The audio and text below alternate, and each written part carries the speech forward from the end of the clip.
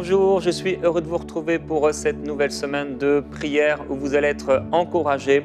Nous allons parler de l'adversité et je crois que vous allez être puissamment fortifiés par le Saint-Esprit dans votre être intérieur. Et j'ai la joie aujourd'hui de recevoir comme invités les pasteurs Omer et Nadine Kabouya.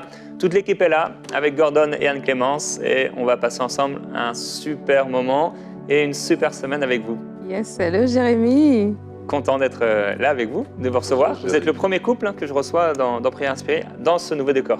Quel honneur. Oui. Eh oui, vous ne pouvez pas inviter personne d'autre que vous de la maison. Amen, merci beaucoup. Et donc avec vous, on va parler de l'adversité.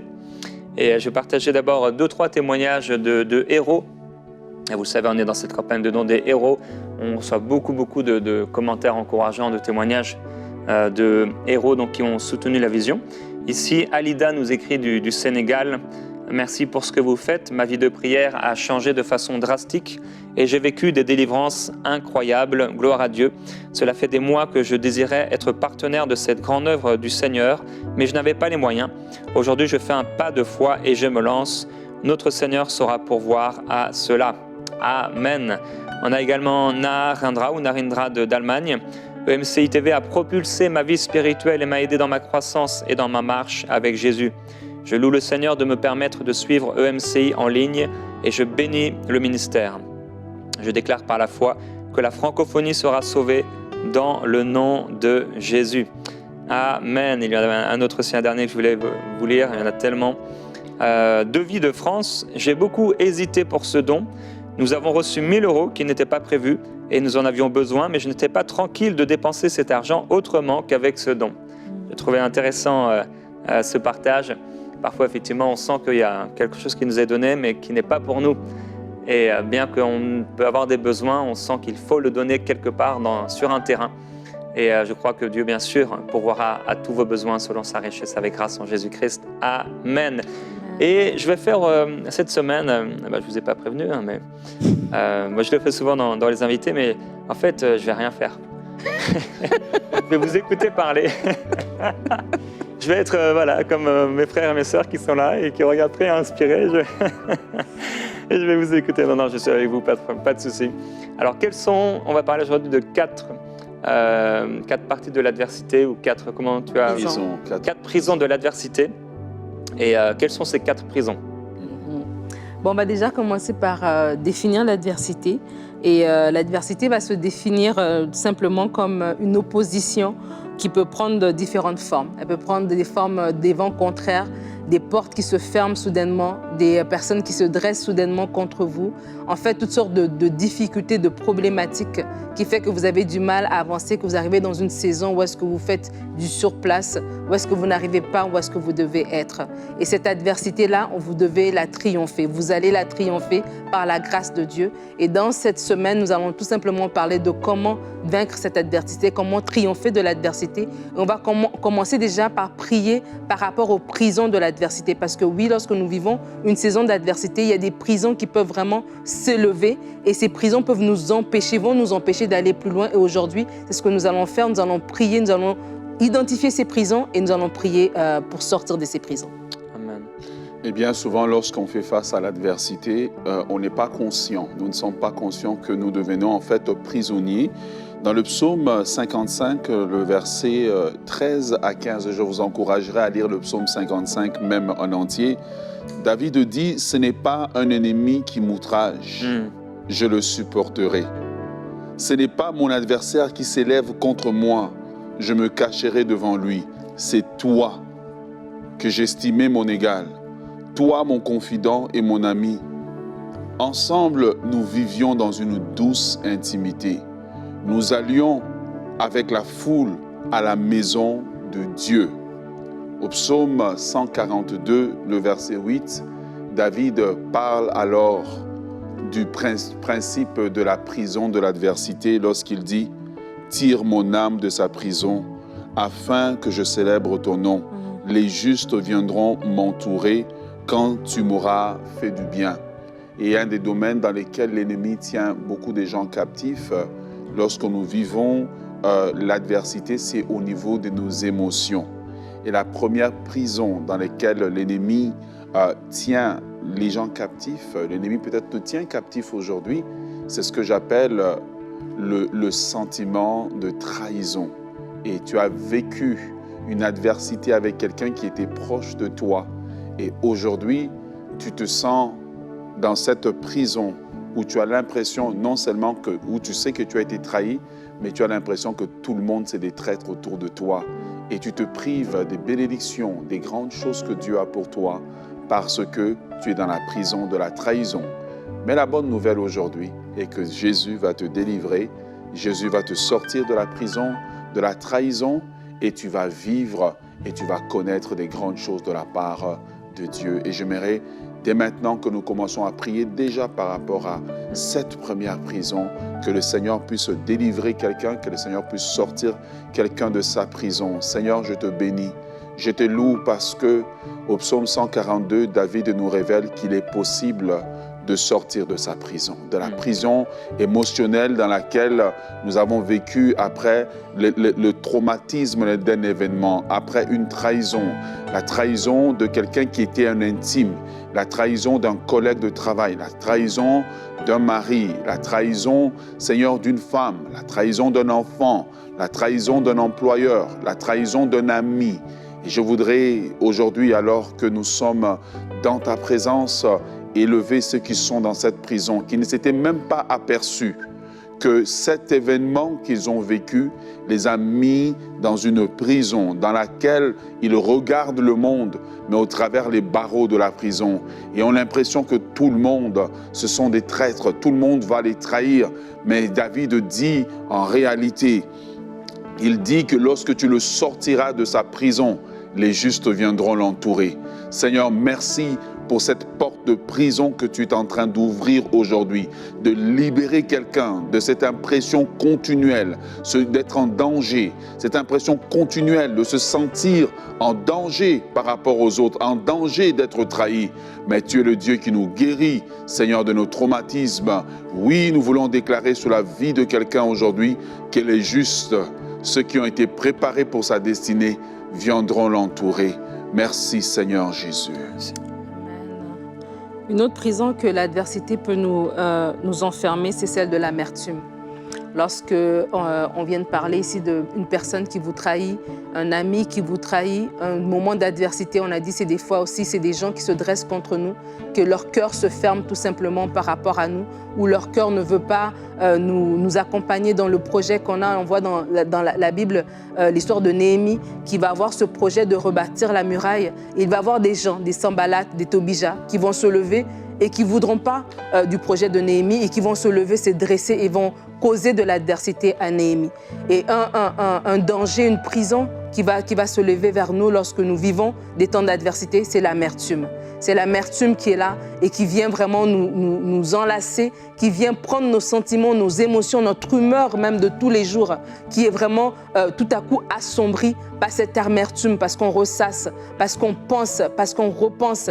Et cette amertume devient une prison. Et aussi, Dieu veut nous délivrer de là. Comme la Bible le dit, comme David l'a dit, tire mon âme de sa prison afin que je célèbre ton nom. Et vraiment que Dieu puisse tirer votre âme de cette prison de l'amertume. Parce que lorsqu'on est amer, même notre façon de voir les choses change. Lorsque Naomi revient de Moab avec cette amertume, même son langage change. Alors que les femmes de la ville vont l'accueillir avec joie, vont l'accueillir dans la ville, Naomi va dire non, appelez-moi Mara, parce qu'elle était pleine d'amertume de tout ce qu'elle avait vécu. Et vraiment, l'adversité peut nous rendre amers. L'adversité va vouloir nous rendre amers dans ces situations-là, mais c'est à nous de prier, de dire non. Malgré cette adversité, Seigneur, garde-moi de ne pas m'enfermer dans la prison de l'amertume. Seigneur, je viens devant toi avec mon frère et ma sœur qui est en ce moment prisonnier de l'amertume, qui en ce moment est en train de changer même son langage par rapport à lui-même, son langage par rapport aux situations. Sa vision du monde change à cause de l'amertume. L'amertume qui s'est développée dans son cœur à cause, Seigneur Dieu, des situations adverses, à cause des vents contraires, à cause des personnes qui le combattent, à cause, Seigneur Dieu, des oppositions, à cause de de la vie qui est tellement difficile, la saison difficile dans laquelle il est en train de marcher, dans laquelle elle est en train de marcher en ce moment. Seigneur, nous voulons faire appel à toi, le Dieu qui est venu nous délivrer, le Dieu qui est venu nous donner une vie abondante, celui qui veut nous remplir de joie. Tu dis dans ta parole que lorsqu'on tourne les regards vers toi, nous sommes rayonnants de joie. Notre visage ne se couvre pas de honte. Seigneur, je prie maintenant pour mon frère et ma sœur qui est pris dans la prison de l'amertume. Je prie que maintenant que de sa bouche s'élève un chant de louange. Un chant de louange comme ça l'était le cas pour Paul et Silas. Que dans cette prison, que le chant de louange puisse sortir de sa bouche et non des paroles amères, mais que maintenant les paroles amères soient changées dans le nom de Jésus pour un chant de louange qui fera trembler les murs de la prison, un chant de louange qui fera éclater les portes de la prison, un chant de louange qui les fera sortir de cette prison de l'amertume. Oh Seigneur, nous voulons élever devant toi maintenant un chant de louange à notre Dieu, un chant de louange pour les merveilles que notre Dieu fait, un chant de louange qui dit que oui, notre Dieu fait encore, il n'a pas cessé d'opérer des miracles, il n'a pas cessé d'opérer des prodiges. Il est le Dieu grand, il est le Dieu glorieux, il est celui qui est véritable, celui qui est assis sur un trône inébranlable. Il est le Dieu devant lequel nous pouvons encore chanter, nous pouvons nous recueillir, nous pouvons le proclamer son nom. Oui Seigneur, nous ne cesserons pas de proclamer ton nom, nous ne cesserons pas de proclamer ta grandeur, nous ne cesserons pas de proclamer ta fidélité. Tu es le Dieu qui est merveilleux, tu es le Dieu qui est fort, tu es le Dieu qui est grand, tu es l'Éternel fort dans les combats, tu es le Seigneur qui nous fait sortir de la gueule du lion. Tu es celui qui nous fait sortir de cette adversité. Merci Seigneur pour le chant de louange que tu mets dans la bouche de mon frère, le chant de louange que tu mets dans la bouche de ma sœur. Merci parce qu'aujourd'hui est un jour nouveau. Alors qu'elle commence cette semaine, il la commence avec joie, il la commence avec un chant de louange. Merci parce que tu changes la parole dans sa bouche pour que ce soit des paroles d'amertume. C'est maintenant un chant de louange. Seigneur, je déclare que comme Bartimée a jeté son manteau, que le vêtement de l'amertume est enlevé maintenant par la puissance du nom de Jésus. De la même façon que Joseph est sorti de la prison, et la Bible dit que Joseph a changé ses vêtements, que ce faux vêtement de l'amertume que tu portes, soit maintenant enlevé par le nom puissant de Jésus. Je déclare maintenant un vêtement de joie sur toi. Je déclare un vêtement de joie sur toi.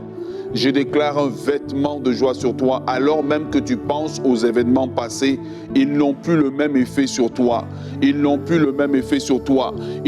l'effet de produire en toi l'amertume. Tu regardes ces événements, mais Dieu a guéri la mémoire de ces événements. Au nom puissant de Jésus, alors que nous sommes en train de prier, le Saint-Esprit est en train de te visiter. Tu es en train de te demander, mais comment ils connaissent mon histoire? Parce que Dieu est en train de te dire, je ne t'ai pas oublié, je ne t'ai pas délaissé, je suis avec toi, tu peux revenir à moi, tu peux me faire confiance, tu peux revenir dans ma maison. Tu as été blessé à l'église, mais Dieu dit, je ne t'ai pas oublié. Les hommes t'ont déçu, mais moi je ne t'ai pas oublié. Je te reprends entre mes mains. Merci Seigneur Jésus. Merci. Père, je prie pour ceux qui ont endurci leur cœur à cause de l'amertume et qui sont devenus durs, intransigeants avec les gens autour d'eux, qui manifestent leur amertume par de la méchanceté, de toutes sortes de choses qu'ils font et qu'ils disent à leurs enfants, à leurs maris, à leurs épouses. Et je prie qu'aujourd'hui, Père, ils puissent être libérés au nom du Seigneur Jésus-Christ. Parfois, lorsque nous sommes amers, on aurait envie que ce soit les autres qui demandent pardon, mais malheureusement, parfois, ils ne le feront pas. Et certaines fois, ils ne le feront jamais. Alors, on a besoin de nous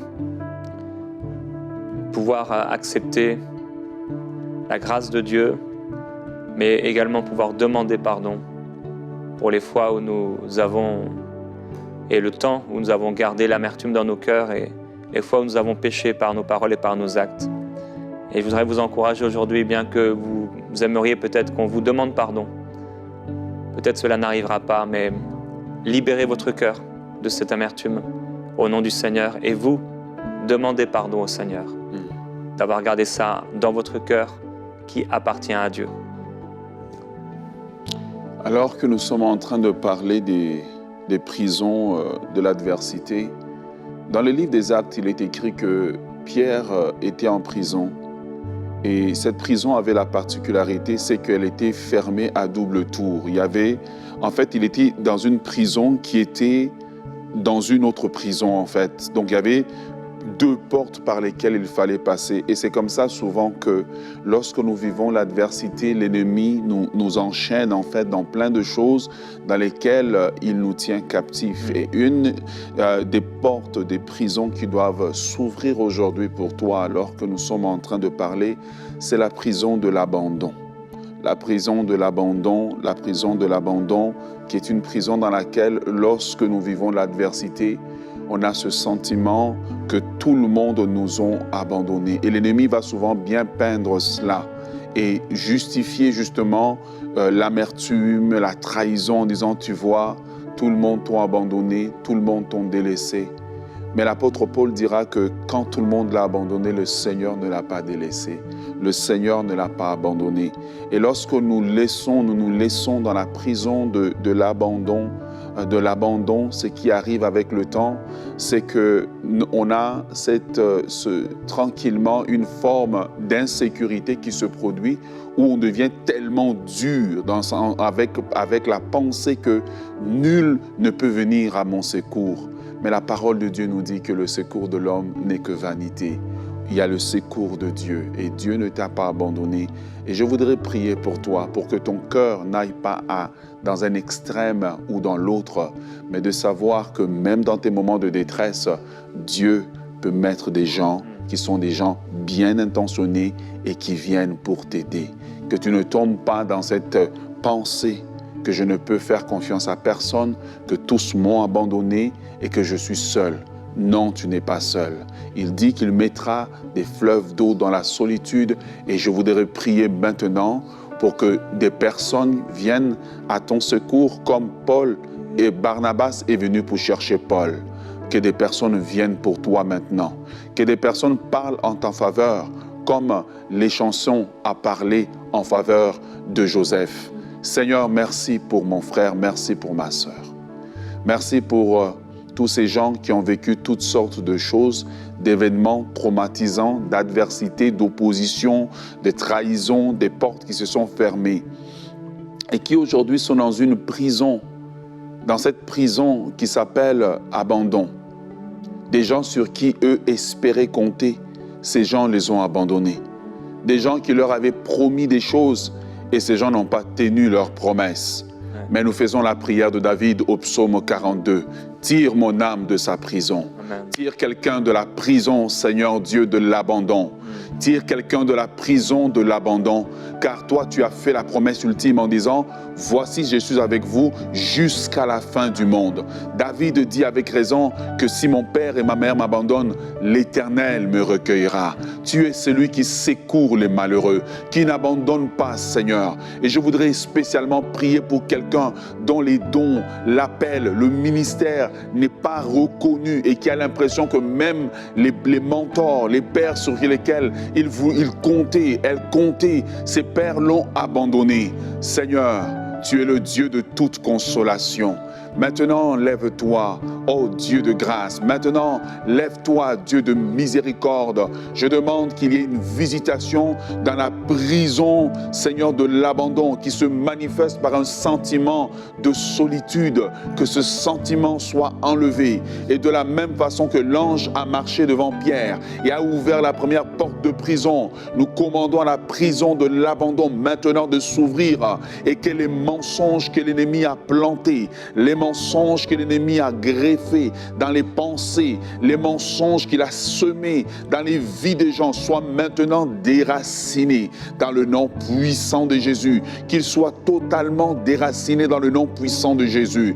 Père, je prie que tu puisses ouvrir les yeux de quelqu'un qui est en train de me suivre en ce moment, pour que maintenant, alors que tu es en train d'emmener des personnes fiables, des personnes secours dans sa vie, que Seigneur, cette personne ait les yeux pour pouvoir les reconnaître. Un nouveau regard sur la vie doit se poser sur les circonstances qu'elle traverse.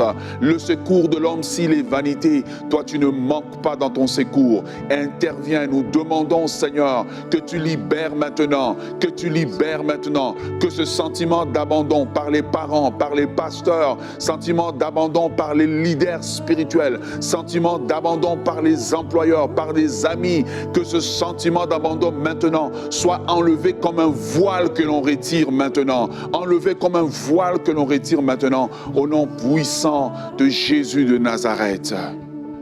Alléluia, je sens de prier contre l'esprit d'orphelin. Il y a des personnes qui, à cause de ce sentiment d'abandon, ils ont vraiment un esprit où est-ce qu'ils se sentent orphelins, ils se sentent seuls, abandonnés de tous. Mais comme il a été dit, que si même votre père et votre mère vous abandonneraient, l'Éternel ne vous abandonnerait pas. La Bible dit, est-ce qu'une femme qui allait peut oublier l'enfant qu'elle allait? Si elle oublierait, moi l'Éternel, je ne t'oublierai jamais, je ne t'abandonnerai jamais. Et vraiment que cet esprit d'orphelin, ce sentiment d'être seul au monde, de ne pouvoir compter sur personne, que ce sentiment puisse vous quitter. Vous pouvez vous appuyer sur Dieu. Dieu est fidèle, Dieu est solide, Dieu est bon, Dieu vous aime, Dieu mérite que vous vous appuyiez complètement sur lui. Vous avez peut-être tenté de vivre par vous-même et de vous débrouiller par vous-même. Et des fois, on ne veut pas se reposer totalement sur Dieu parce que ça demande à ce qu'on s'abandonne complètement. Et c'est ça que Dieu veut. Dieu ne peut pas vous décevoir. Dieu ne peut pas. Il est impossible qu'il vous déçoive. Et je veux vous inviter aujourd'hui, si c'est votre cas, nous allons prier pour vous, contre ce sentiment d'orphelin, ce sentiment de « je suis seul, il n'y a personne qui m'aime, il n'y a personne qui s'intéresse à moi, tous m'ont abandonné ». Que ce sentiment puisse vous quitter maintenant, dans le nom de Jésus. Seigneur, je viens te recommander cette personne que toi tu connais, parce que toi tu vois dans les cœurs, toi tu vois tout le monde. Il n'y a personne qui peut se dérober de ton regard. Tes yeux parcourent la terre, Seigneur. Merci parce que et tu la vois où est-ce qu'elle est, alors qu'elle se dit seule, alors qu'elle se dit abandonnée de tous, alors qu'elle se dit méprisée de tous. Dans ce temps d'adversité, tous l'ont oubliée, tous l'ont mis de côté, tous ont effacé son numéro de téléphone. Seigneur, je veux que je prie que par la puissance de ton Saint-Esprit, que tu viennes l'entourer de tes bras d'amour, que maintenant elle ait la conscience de ta présence, la conscience de ta présence à ses côtés. Oui Seigneur, tu es le Dieu qui nous voit. Où est-ce que personne ne nous voit? Lorsque tout le monde nous a abandonnés, lorsque Joseph était dans le puits, tu le voyais Seigneur. Lorsqu'il était dans la prison, tu le voyais Seigneur. Tu es le Dieu qui nous voit. Seigneur, merci parce que tu la vois où est-ce qu'elle est. Tu vois ma sœur, tu vois mon frère. Et merci parce que ta main le touche maintenant. Oui Seigneur, il n'y a plus ce sentiment d'orphelin sur lui. Il n'y a plus ce voile d'orphelin sur lui. Ce sentiment d'être seul, de n'avoir personne sur qui compter, de n'avoir personne sur qui s'appuyer. Seigneur, merci alors que dans cette saison d'abandon de tous, dans cette saison d'adversité, toi tu es avec lui. Tu le portes Seigneur. Tu marches avec lui. Tu le remplis de ton amour. Merci parce qu'il ne se sent plus seul aujourd'hui. Merci parce qu'elle ne se sent plus seule aujourd'hui. Tu es avec elle maintenant, Seigneur Jésus. Alléluia. Et une dernière prison, si on peut l'aborder par rapport à l'adversité, c'est la prison de la colère. La prison de la colère, parce que l'adversité, ce sont ces vents contraires qui se lèvent contre nous, ce sont cette opposition. Et des fois, on peut avoir ce sentiment de colère, justement. Ce sentiment de se dire, pourquoi moi? Ce sentiment de se dire, je ne mérite pas cela. Et cette colère, en fait, contre les gens autour de nous, contre les gens qui qui se dressent contre nous en fait.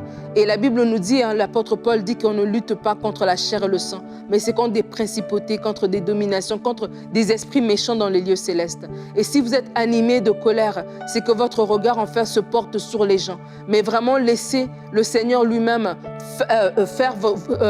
combattre à votre place. Laissez la bataille à l'Éternel, mais que vous, vos sentiments qui vous remplissent, soient des sentiments de paix, soient des sentiments de bienveillance, soient les mêmes sentiments qui étaient en Jésus-Christ. C'est ça que la Bible nous dit. Et vraiment, je vous encourage que la colère ne prenne pas le dessus par rapport à ce que vous vivez en ce moment, que l'injustice que vous vivez peut-être, que ce que vous vivez peut-être de difficile ne vous pousse pas à la colère, mais vous pousse à vous retrouver, à vous mettre simplement dans les bras de Dieu, à faire avoir foi en Dieu, à vous reposer sur sa justice, à vous reposer sur lui, à dire Seigneur, remplis-moi de ces sentiments de bienveillance. Je ne veux pas être dans de la colère, je ne veux pas murmurer le mal, je ne veux pas méditer le mal, méditer de la vengeance, méditer de la colère, mais je veux tourner mes regards vers toi. C'est lorsqu'on tourne nos regards vers lui, le secours nous vient de l'Éternel seul. Et vraiment, je vous encourage, frères et sœurs, ne vous laissez pas envahir par la colère.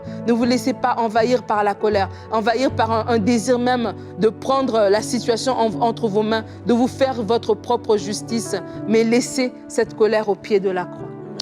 C'est pour cela que j'aimerais vraiment vous encourager. Lorsqu'on se rend compte en fait qu'on est dans une prison émotionnelle, de faire la prière de David au psaume 142, le verset 8, « Tire mon âme de sa prison ».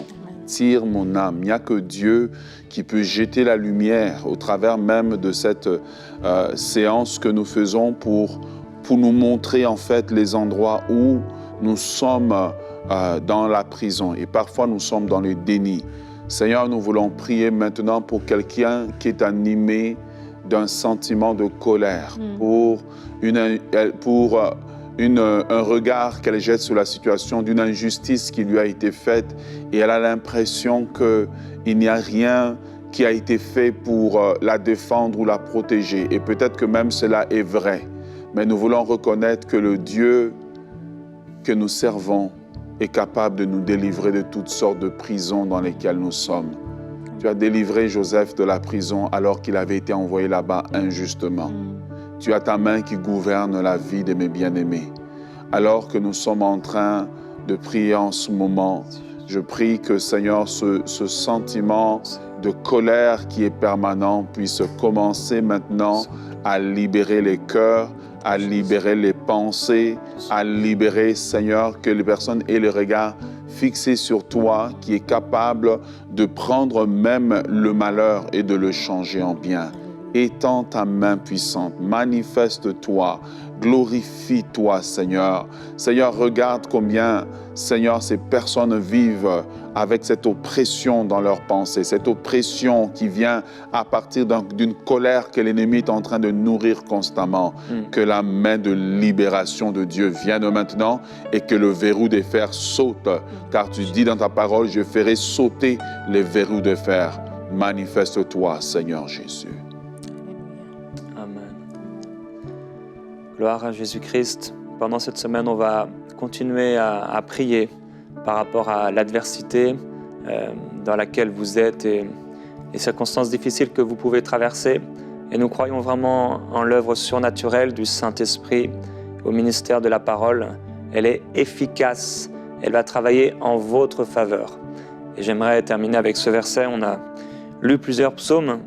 Psaume chapitre 55, verset 23. Remets ton sort à l'Éternel et il te soutiendra. Il ne laissera jamais chanceler son juste. Alors merci beaucoup, Omer et Nadine. On va se retrouver demain et on vous bénit dans le nom du Seigneur Jésus-Christ. Gardez la paix de Dieu et demeurez dans cette paix.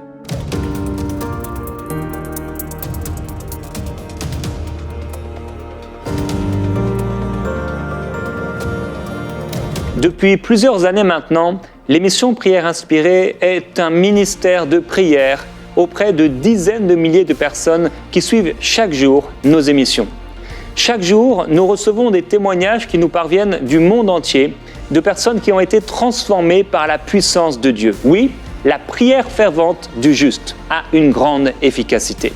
J'aimerais aujourd'hui vous encourager à faire partie des 3500 héros qui se lèvent pour nous permettre de terminer la construction du centre EMCI et de l'équiper, afin que des milliers de personnes soient encore délivrées, libérées, sauvées, transformées, guéries par la puissance du Seigneur Jésus-Christ. Rejoignez aujourd'hui les 3500 héros qui se lèvent pour terminer la construction du centre EMCI et l'équiper.